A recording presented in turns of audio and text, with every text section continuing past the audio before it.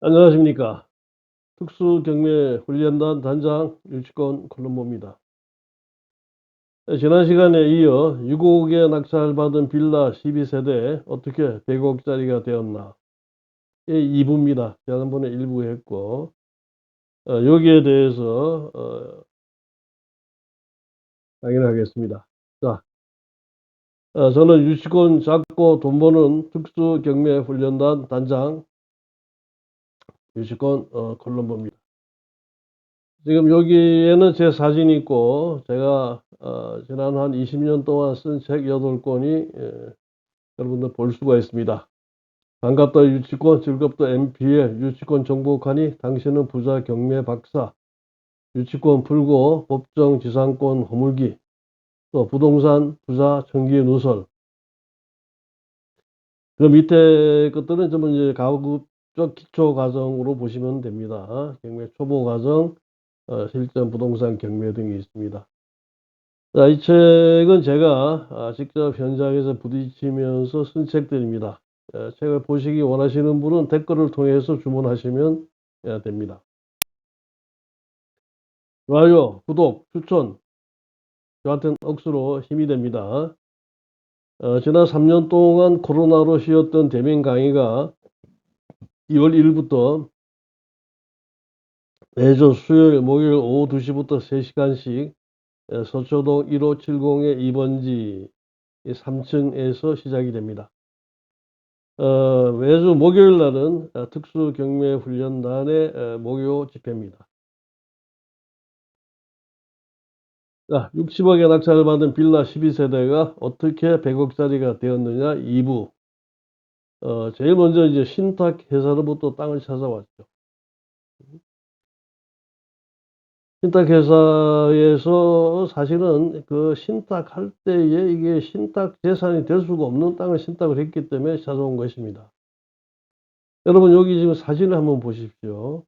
가까운 데에 있는 사진은 우리 이제 이웃집인데 이거 11분이 낙찰을 받아왔습니다. 그다음에 그 멀리 좀 있는 쪽이 저희 집인데 이거는 저희 뭐 단독으로 이렇게 낙찰을 받았죠. 저희가 소송할 때 이 두 집이 거의 비슷한 시기에 같이 소송을 했습니다. 자, 보면은 똑같이 그린 아이디에서 지었고 똑같이 이제 토지는 국제자산 신탁으로 넘어가 있었고 뭐 똑같아요, 여러 가지로. 좀 이쪽 집이 완성도가 저희보다 조금 높은 편입니다. 근데 재판 결과는 정반대로 나왔습니다. 왜 이런 문제가 생길까요? 이게 참 신기한 일이죠. 자, 요 판결문에서 저희가 판결받은 그 이유를 제가 한번 간단하게 읽어보겠습니다. 자, 신탁 등기 무효 여부에 관한 판단, 신탁 등기를 안 할 걸 했다는 얘기입니다. 그럼 왜 무효냐?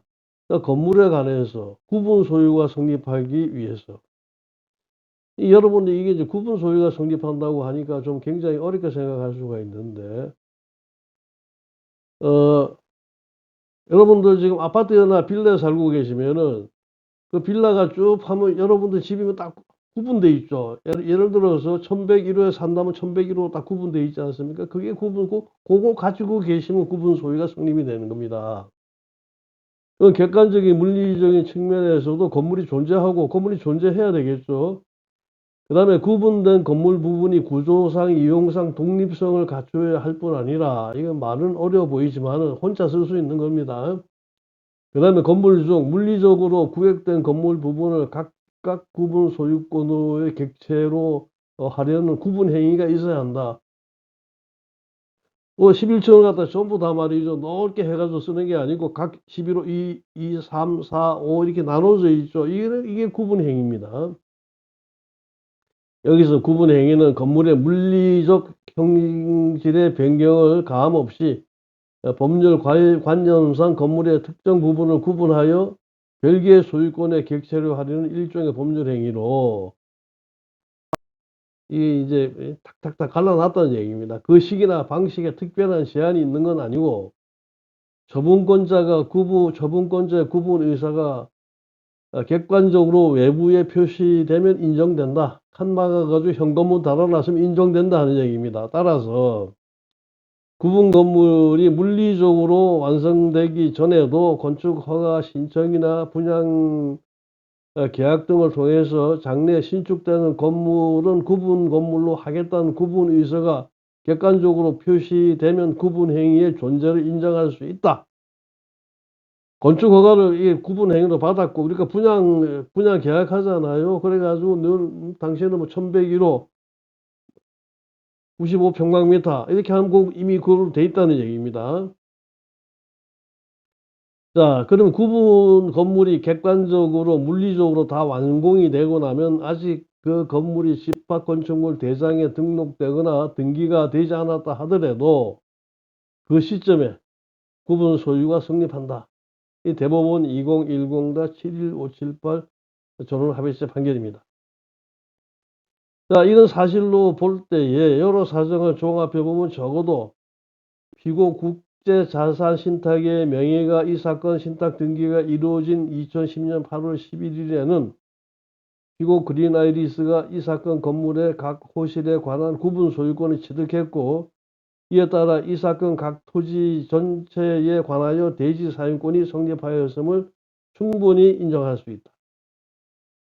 독립된 부동산으로서의 건물이라고 하기 위해서는 최소한의 기둥과 지붕 그리고 주벽이 이루어져야 된다고 할 것이다. 전유 부분에 관한 소유권 보존 등기가 그린아이리스 명예로 맞춰지고 대지 지분에 관한 등기가 이루어지기 전에 원고가 이 사건 건물을 전유 부분을 낙찰받아 소유권을 취득함으로 집합건물 제2조 제6조에 규정된 대지 사용권을 취득했다는 얘기. 이미 취득했다 그때. 왜? 이거 집합공유법 20조가 대지권은 건물의 전유 부분에 따라 가지고 움직이게 되어 있습니다. 원고는 부동산 등기법 제60조 제1항에 의해서 피고 그린아이리스에 대해 이 사건 각 토지에 관해서 이 사건 건물의 각 전유 부분의 취득을 원인으로 한 소유권 이전 등기 청구권을 갖게 됐다.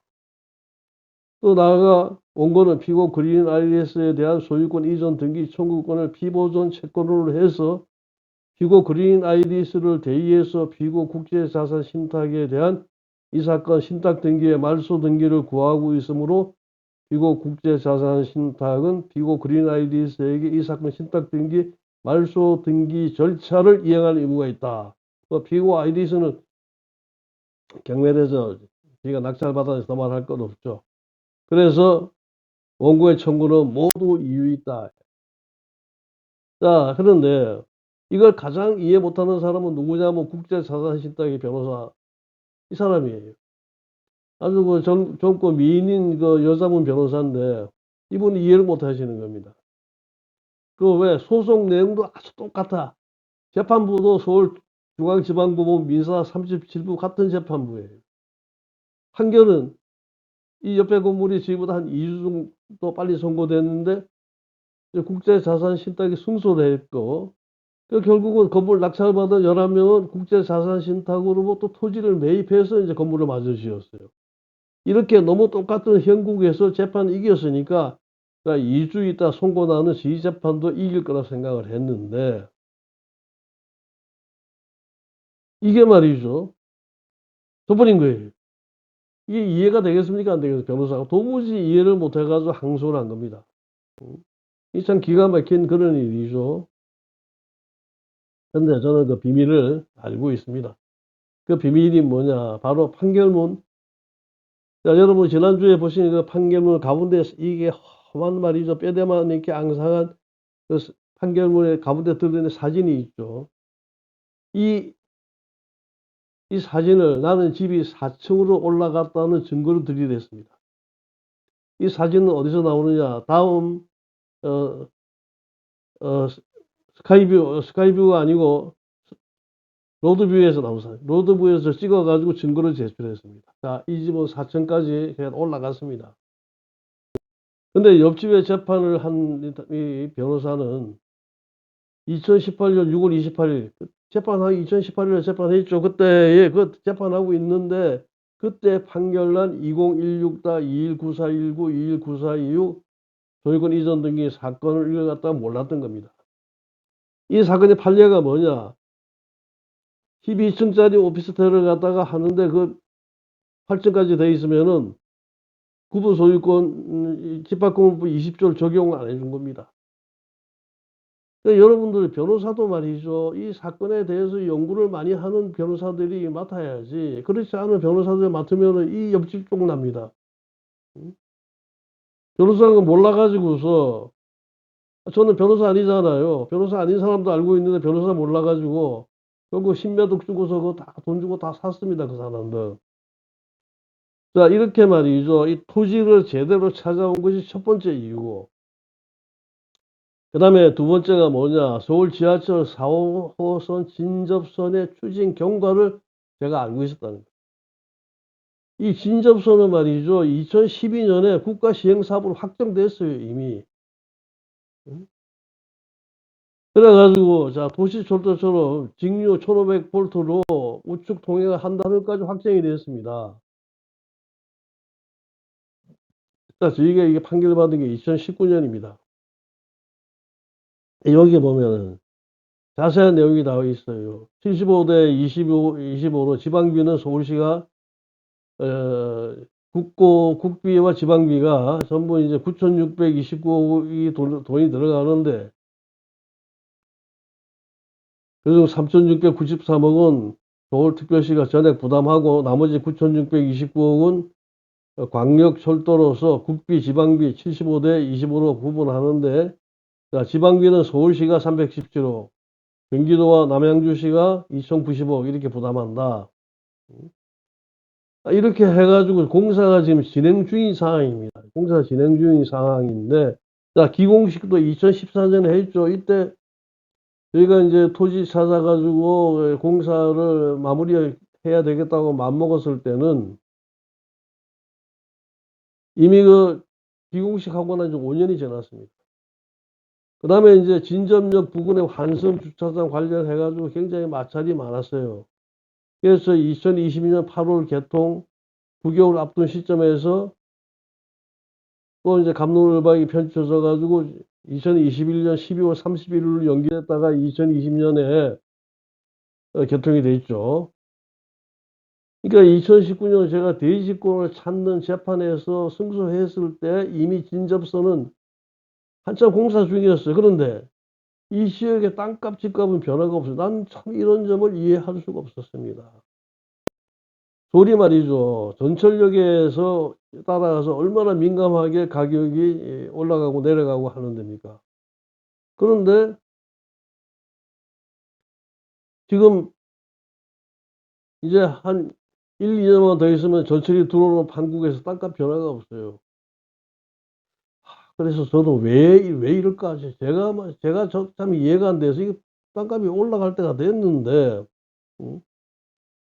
그래서 제가 이제 그 제가 20년 동안 쫓아다니면서, 일했던 이제 제 젊은 제자를 대표이사에 앉혀놨는데, 한테 그랬어요. 야, 지금 말이지. 지금 땅값이 152억만 원 가는데, 전철 개통되면은 500만 원 이상은 넘어간다. 이 친구도 이해를 못 하더라고. 그러니까 이건 뭐냐면은 지금 여러분들이 우리가 말이죠. 돈을 많이 벌고 싶습니다. 돈을 많이 벌고 싶은데 이렇게 조금이라도 앞을 예측하게 되면은 여러분 돈 벌기가 수월해져요. 전철이 개통되면 어떻게 되겠느냐. 막상 전철이 개통되고 나니까 말이죠. 이거는 땅값이 아닙니다. 여기 땅이 한 600평 정도, 580 몇 평이 됩니다. 이 땅이 말이죠. 뭐, 아까 말씀드렸잖아. 평당에 뭐 150, 200억 하던 게, 얼마나 갖겠어요. 평당에 1,000만 원을 호가할 정도가 돼버렸어요. 그러니까 땅값만 지금 60억이 돼버린 겁니다. 그래, 집이 있죠. 집을 말이죠. 여러분 사진소에서 번들하게 이렇게 만들어 놓지 않았습니까? 이제 저를 한 20년 동안 이제 금년에 이제 나이가 이제 해 바뀌어 가지고 이 친구가 아직도 50이 안 됐네. 49인데.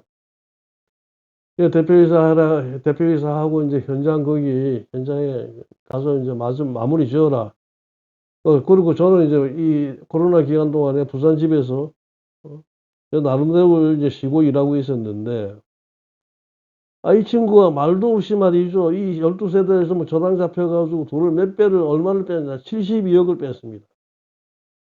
이게 순간적으로 일어났던 일이에요. 72억을 빼가지고, 지가 대표이사니까 지가 도장 찍고 해가지고, 전철역 딱 출구 앞에 오피스텔 부지를 170억 원에 매입을 했습니다.